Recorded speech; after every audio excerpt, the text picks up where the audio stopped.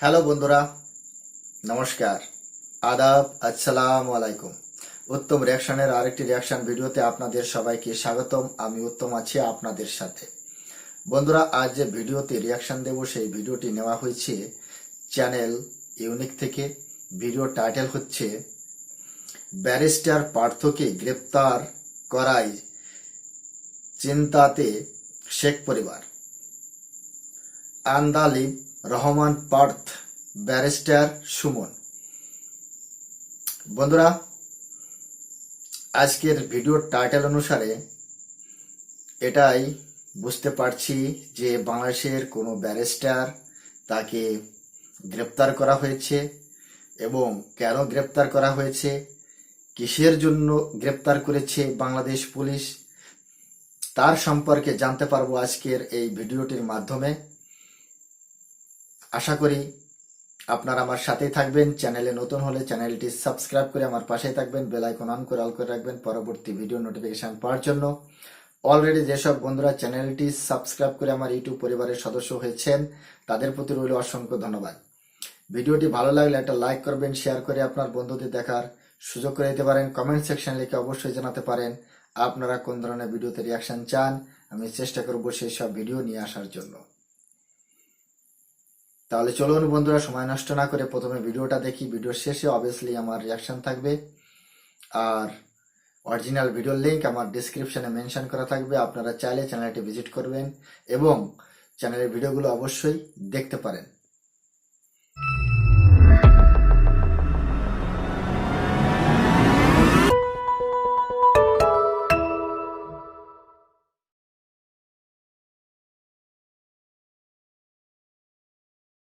আজকে এত লক্ষ লক্ষ কোটি টাকা পাচার হচ্ছে, প্রতিবেদন দেখে বিরোধী দল কৃষক 25,000 টাকার জন্য আজকে বাংলাদেশে জেল খাটতে শিষ্য। এগুলি বাস্তব না? তো এই কথাগুলি যদি আমরা বলি,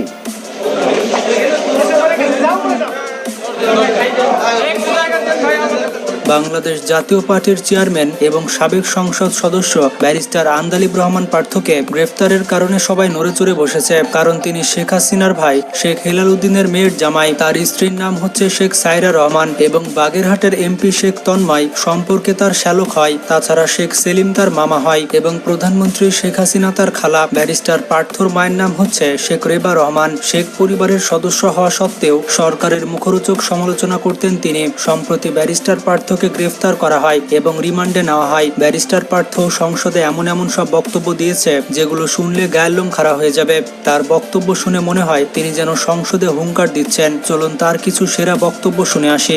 গণতন্ত্র এই সংবিধানে না, গণতন্ত্র হলো মাইন্ডসেটে, চিন্তা চেতনায় গণতন্ত্র থাকতে হবে, তাহলে এই দেশে গণতন্ত্র আসবে। আমি একটা কথা বলতে চাই, সরকারের উচিত কোনো আইন পাশ করে রেট্রোস্পেক্টিভ এফেক্ট দিয়ে এই শেয়ার মার্কেটের কালপিটদের বিচার করা, অথবা এমন কোন আইন করা যাতে আগামীতে শেয়ার মার্কেট নিয়ে কেউ কোনো ধরনের এই ধরনের ফাঁস না করতে পারে। একটা ইনভেস্টিগেশন কমিটি করা হলো, সেটা রিপোর্ট দেওয়া হলো। অর্থমন্ত্রী সুন্দর করে বললেন, this are mafia, we cannot speak, what a disgrace for the country. যা আমাদের অর্থমন্ত্রী বলে যে দিস আর মাফিয়া।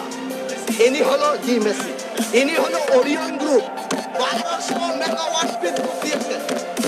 একটা কোম্পানিকে সামিটকে দিল 1200, ওরিয়নকে দিল 1200। বাংলাদেশের 5000-এর 2400 এই দুই পরিবারের হাতে।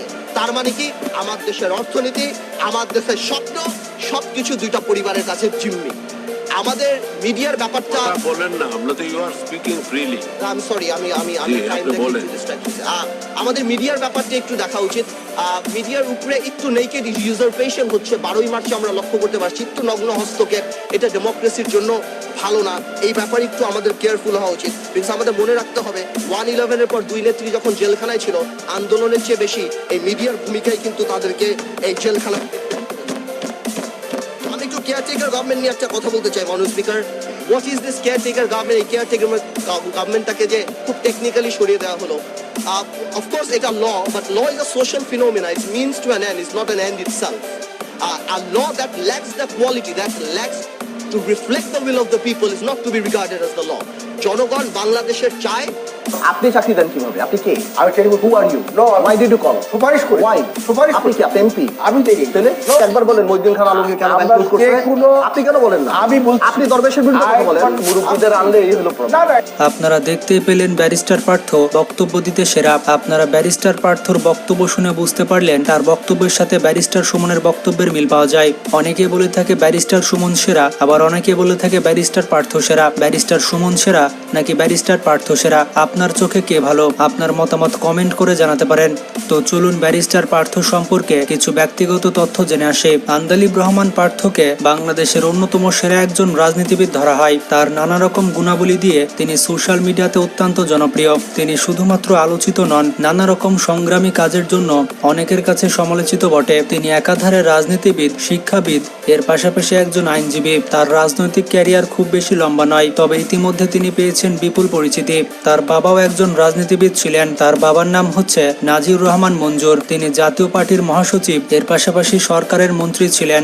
আন্দালিব রহমান পার্থ 1974 সালে বাংলাদেশের ধানমন্ডিতে জন্মগ্রহণ করেন। তিনি পিতামাতার প্রথম সন্তান ছিলেন এবং পরিবারে তার দুইজন ভাই রয়েছে। তার বড় ভাইয়ের নাম হচ্ছে ডক্টর আশিকুর রহমান, তার ছোট ভাইয়ের নাম হচ্ছে অঞ্জন। পেশায় সেও একজন ব্যারিস্টার। তাছাড়া পার্থর বাবা একজন মুক্তিযোদ্ধা ছিলেন। তিনি হোসেন মোহাম্মদ এরশাদের দল ছেড়ে বাংলাদেশ জাতীয় পার্টি বা বিজেপি প্রতিষ্ঠা করেন। এই নাজিউর রহমান মঞ্জুর ছিলেন বাংলাদেশের সাবেক মন্ত্রী এবং ঢাকা সিটি কর্পোরেশনের মেয়র। পার্থের মায়ের নাম হচ্ছে শেখ রেবা রহমান। তিনি বঙ্গবন্ধু শেখ মুজিবুর রহমানের ভাইজি। পার্থ বিয়ে করেছেন 2000 সালে। বঙ্গবন্ধুর ভাতিজা শেখ হেলালের মেয়ে শেখ সায়রা রহমানকে তিনি বিয়ে করেন। বলতে গেলে পার্থ শেখ পরিবারের জামাই। বর্তমানে তাদের ঘরে 3টি সন্তান রয়েছে। পার্থ এলএলবি করার আগে সেন্ট জোসেফ হাই স্কুলে পড়াশোনা করেছেন। পরবর্তীতে তিনি পড়াশোনা করেছেন গভর্নমেন্ট ল্যাবরেটরি হাই স্কুলে। এছাড়া তিনি পড়াশোনা করেছেন ইংল্যান্ড থেকে। এরপর 1997 সালে তিনি বার এট ল সম্পন্ন করেন। এরপর তিনি দেশে ফিরে আসেন এবং ব্যারিস্টার রফিকুল হকের তত্ত্বাবধানে একজন শিক্ষানবিশ হিসেবে যোগদান করেন। বর্তমানে তিনি ঢাকাতে একজন আইনজীবী হিসেবে কাজ করছেন। তাছাড়া তিনি ব্রিটিশ স্কুল অফ লয়ের প্রিন্সিপাল হিসেবে কাজ করছেন। তার পরিবার সম্পূর্ণ রাজনীতির সাথে জড়িত।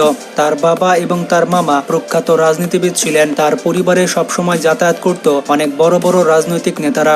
মূলত তার বাবার হাত ধরে তিনি রাজনীতি অঙ্গনে এসেছিলেন। আন্দালিব রহমান পার্থ সবসময় তার বাবার সাথেই থাকতেন। তার বাবার সাথে বিভিন্ন অনুষ্ঠানে যেতেন এবং এটা লক্ষ্য করতেন সাধারণ মানুষেরা তার বাবাকে কত ভালোবাসে। 2000 সাল থেকে তিনি রাজনীতি করে আসছেন, তবে অনেক আগে থেকেই তিনি তার বাবার কাছ থেকে রাজনীতি শিখেছেন। তিনি রাজনীতিবিদ, আইনজীবী হওয়ার পাশাপাশি একজন ভালো বক্তা হিসেবে মানুষের কাছে নাম কুড়িয়েছেন। রাজনীতিতে আসার পর তার কোনো পদ ছিল না। তিনি কর্মী হিসেবে কাজ শুরু করেন এবং অল্প দিনে মানুষ তাকে গ্রহণ করে নেয়, তাকে নির্বাচন করতে অনুপ্রেরণা যোগায়। তিনি নির্বাচন করতে চেয়েছিলেন ভোলা 4 আসন থেকে।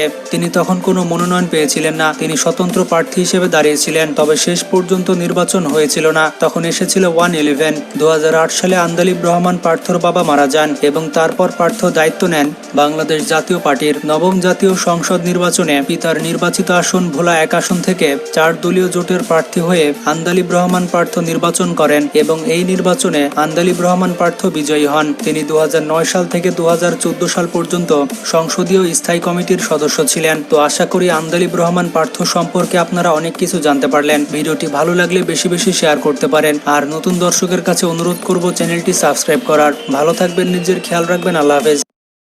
বন্ধুরা, ভিডিওটি এখানে শেষ হয়েছে। দেখতে পেলাম বাংলাদেশের যে মুজিব পরিবার, সেই পরিবারেরই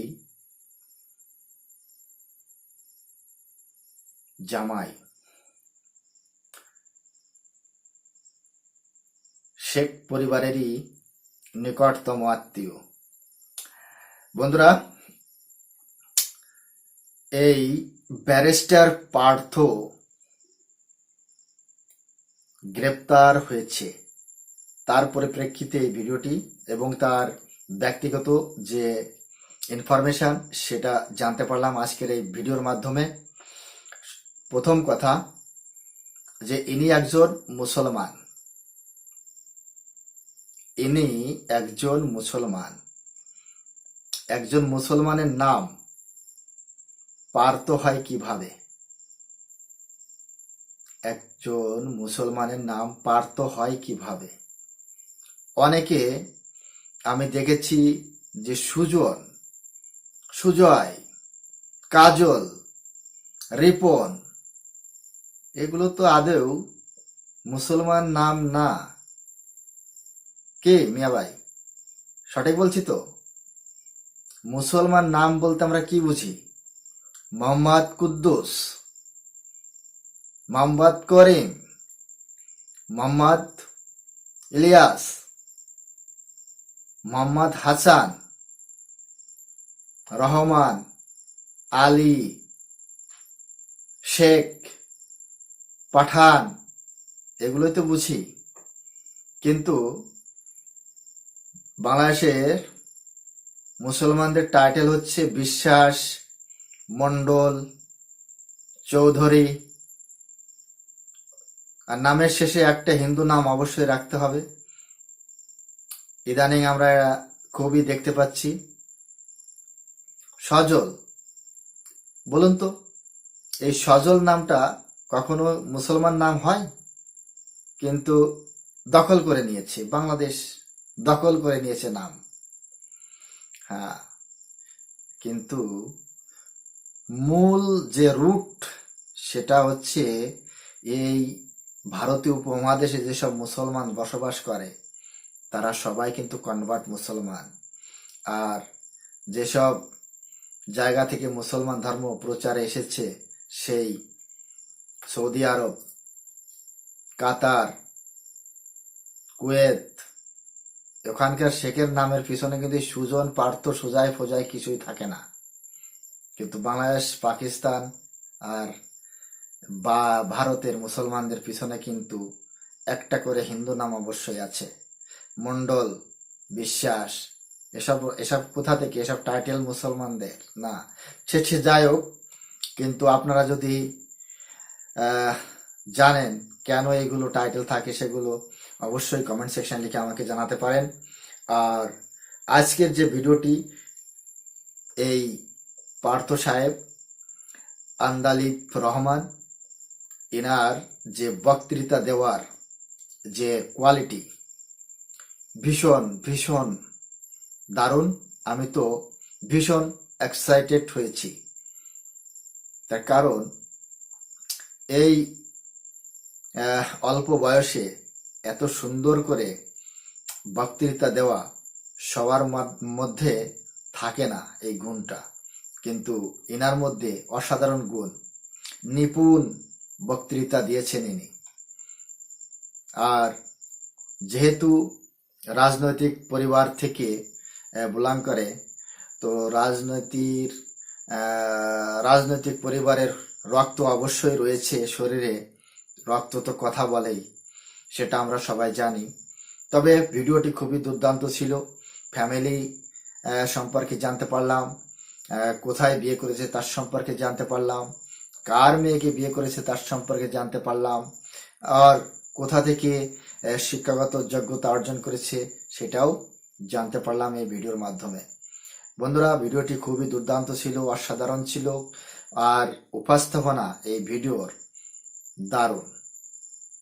খুব ইনফরমেশন গুটিয়ে গুটিয়ে নিয়ে এসে এই ধরনের ভিডিও তৈরি করতে সবাই কিন্তু পারে না। যেমন এই চ্যানেল ইউনিক থেকে আমরা দেখতে পাচ্ছি, বুঝতে পারছি। তো বন্ধুরা, আজ এই পর্যন্তই।